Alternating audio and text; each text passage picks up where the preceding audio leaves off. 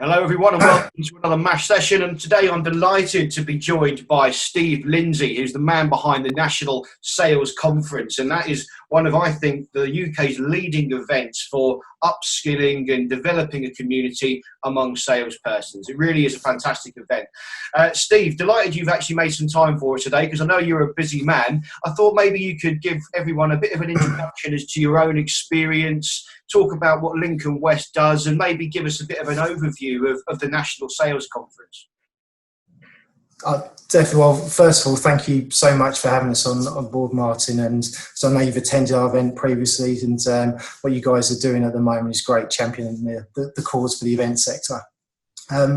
Myself, how I get involved in events? Well, before I got into events, I used to work for Disney, Disney Cruise Line specifically, so based out of Florida. So with my job, I was training coordinator. I used to train the trainers, and the key thing there was all focused around the customer experience, and that was a brilliant foundation for me before I actually moved into the world of events, essentially exceeding people's expectations, creating those memorable events, the things that people want to be able to look back on and build again. So I've been working trade shows, B2B events specifically, for the last 18 years now. And Lincoln West, our business is split. We're a UK and Ireland sales office for German trade shows, but the other side of the business, we organise a national sales conference, which we launched in 2014, which is a personal and professional development event, primarily for salespeople. But my view is that everyone works in sales, because whether you're going to a job interview, you've got to sell yourself, or internally you need to sell the idea to colleagues, or let's say the dreaded FD, you need to get something signed off. You've got to use certain sales skills to be able to progress and evolve. Absolutely, and that's, that kind of brings me on to my next question. I mean, it's a well-worn path now. We know COVID-19 has swung an axe through not just the events industry, but industry across the board and around the world. And a lot of people on furlough or working part-time are sitting around at home. It's the perfect time to upskill and to get ready. And I guess as a business owner as well, it's the right time to maybe reassess your strategy going forward. Now, earlier on this month, you invited me to join a panel on your massive personal development webinar series. I'm just kind of curious, what was the idea behind that, and how did it kind of benefit your audience?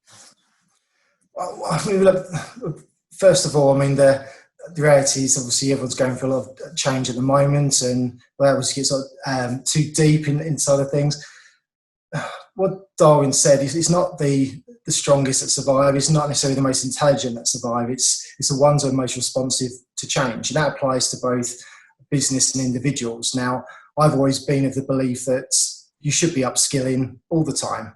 I think the reality is that now it's more aware of, there's a great awareness for business owners essentially to upskill, and the reality is that should be happening all the time. I think the danger is as a human, we are pre-designed to be happy to stay in the comfort zone. We don't necessarily like change involved, but essentially upskilling is key. It's critical for us to evolve as individuals first and foremost, and as individuals we can then benefit the business we work for. And that's something we've always championed at National Sales Conference. Yes, there's sales in the title, but fundamentally the event's about growth. Now, whether that's growth in terms of numbers, the bottom line, or whether it's growth in terms of you as a leader, how you lead your team, how you can step up as a colleague. So it's all around growth and personal development. And certainly for us, we've always pushed and championed this message, but I think we felt we had a duty of care right here and now. I mean, although we're an event company, yes, we've been hit like many other companies within the event sector, but we felt we had a duty of care at the moment to be able to help others grow, whether you're in manufacturing, food and drink, event sector, software, doesn't matter. We felt we had a duty of care. We got loads of knowledge, loads of content that we want to share it essentially. And let's be brutally honest and blunt here, we can't sell events right now. So it was a good opportunity for us to refocus our time. Webinars is something we've always wanted to do. Professional development is something we've always wanted to champion and get out there. And so for us, we've just sort of seen this as an opportunity whereby we can help others to reach out to people that we wouldn't have necessarily connected with before. Yeah, absolutely. I wanted to just kind of like talk a little bit more about the professional development webinar series that you ran, because it was honestly the caliber of speakers you had again was top draw. But I'm kind of curious, really, what considerations did you guys have to make? Because I know you were supposed to run your London version of the show in May, so you obviously had to do something online. What considerations did you have to make? What tools did you use? How did you market it? And how did you get the content together? Well, first, I'd love to say that we had a precision, concise plan when we went into this. We didn't. The reality is, obviously, it came around to lockdown, and I said it was more of a response. It's like something we've always wanted to do, but it gave us the time to better focus into it. Now, first and foremost, and this is no different for NSC to any other event.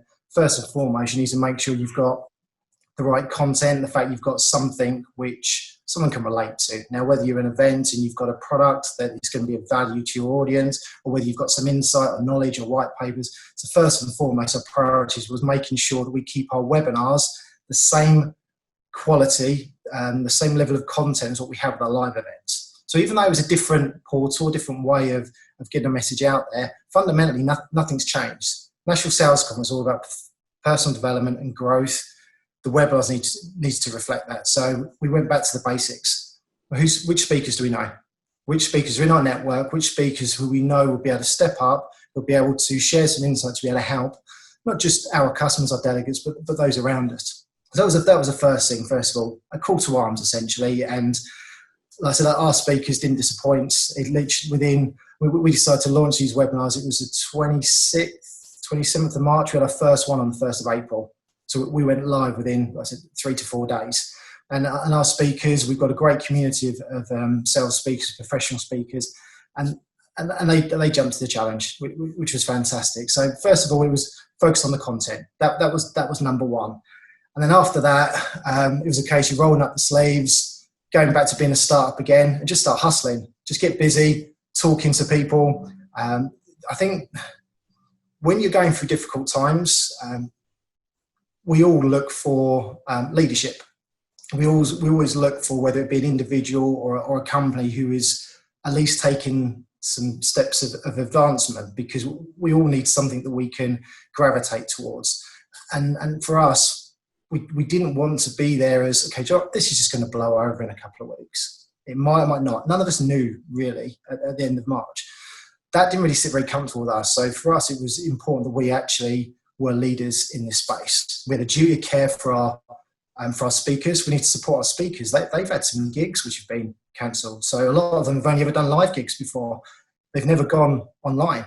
So for us, we need to help the speakers transition into working with video and webinars, and likewise as well for our attendees. So the second point really is just getting busy, and it goes back to the age-old thing of being good at sales.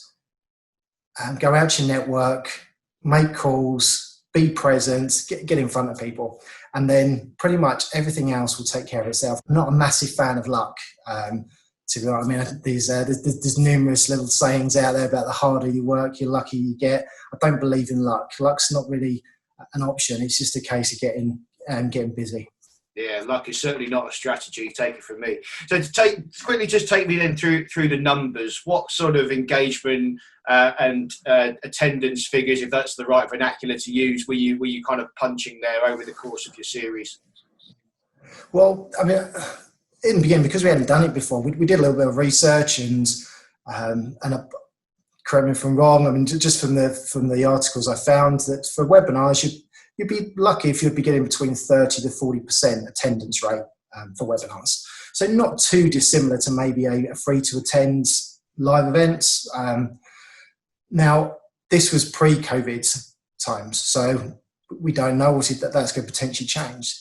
So we was going into quite open-minded with the view that if we can hit 30 to 40%, we'd be happy with that. Our first webinar, we hit 60% attendance. Now we had 80 people online, and it was, work out my maths, it was about 140 that are pre-registered. So I thought, okay, well, that's not a bad start. Maybe it's just something new, they've never tried it before.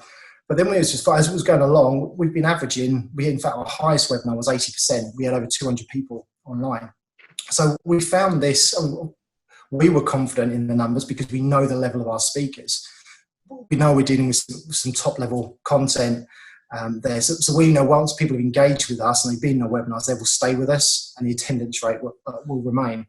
But when I was going out to talk to a lot of other companies, we're finding that during obviously lockdown periods, attendance levels were dropping for most webinars. I think people are getting zoomed out. There's obviously webinar fatigue and things like that. So I was finding a lot of companies were only hitting maybe 20 or 25% attendance. We were a little bit worried that things might start dropping off, but we had one yesterday. It was 63%.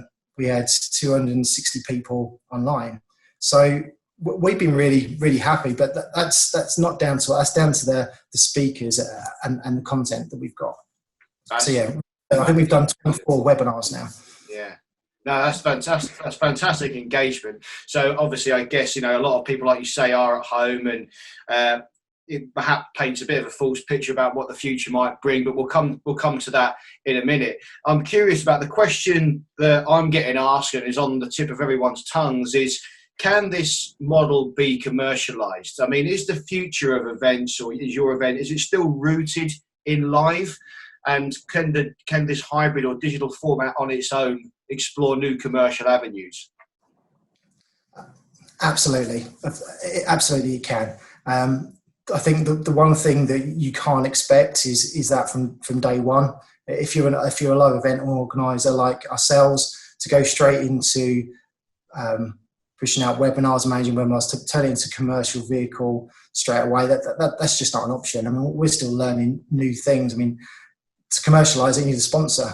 A sponsor's got to have exposure. Now, you need to work out the opportunities where you can make that sponsor present within the webinar without detracting away from the content and the core reason why attendees signed up for it.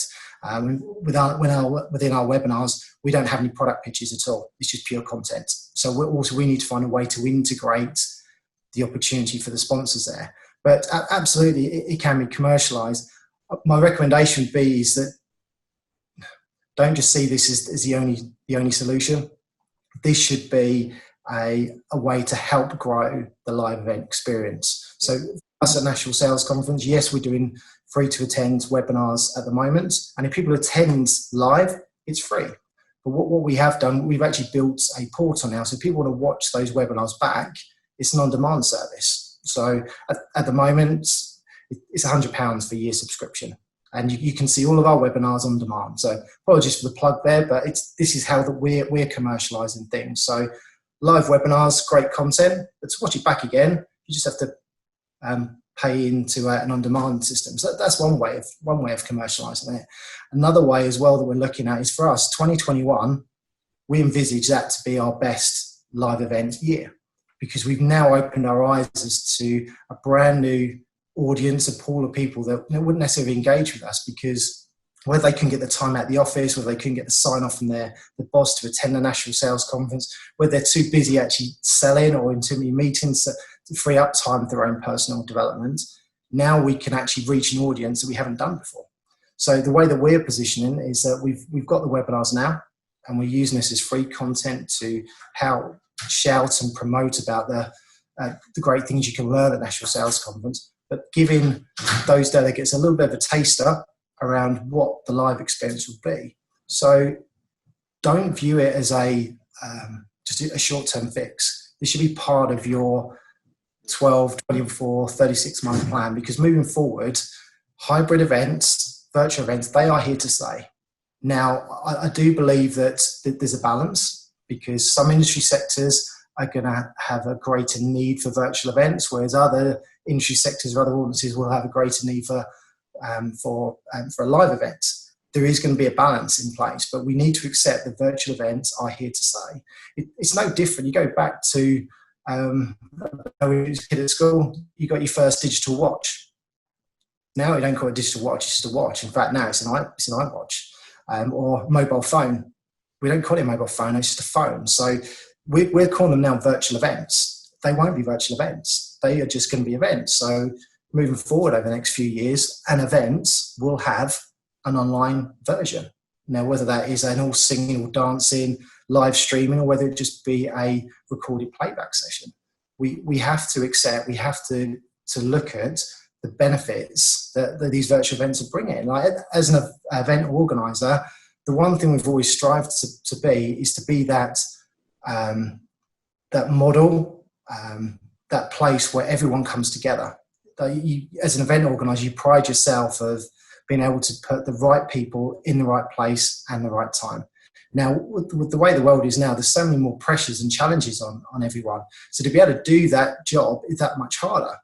So with the way we're looking at this, and it's been very sad. I mean, obviously, what's happened with COVID-19 is extremely sad.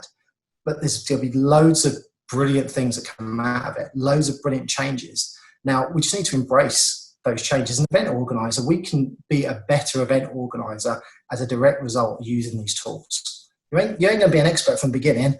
I'm certainly not, and we're still learning as we go along.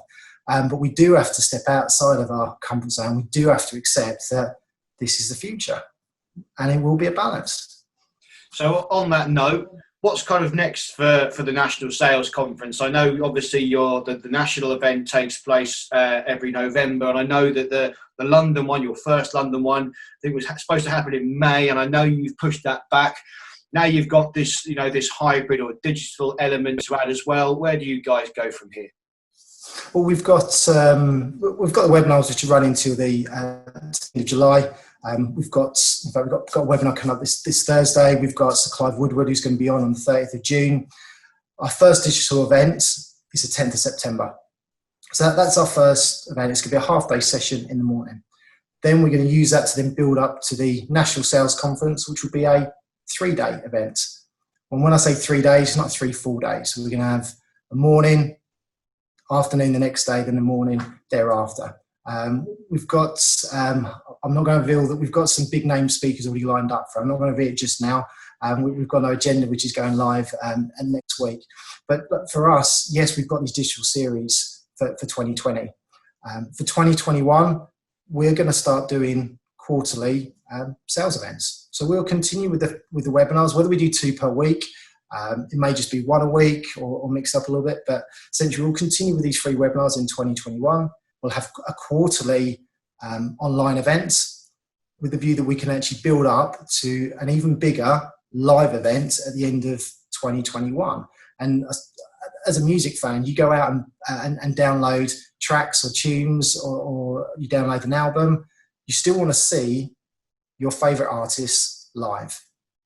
That's not going to change. Now, yes, I understand there's going to be certain government restraints, rules, regulations. Also, there's going to be the fear factor as well. Some people are not necessarily going to feel comfortable going to live events. And as an event organizer, you have to do, first and foremost, make sure you have all the health and safety and the procedures in place to do that.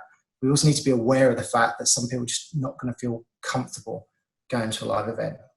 So that's why we're doing the virtual events with the view that we can actually have a bigger and better and more exhilarating live experience at the end of 2021. So for us, this is it's a change in direction because we're not doing what we were doing this time last year.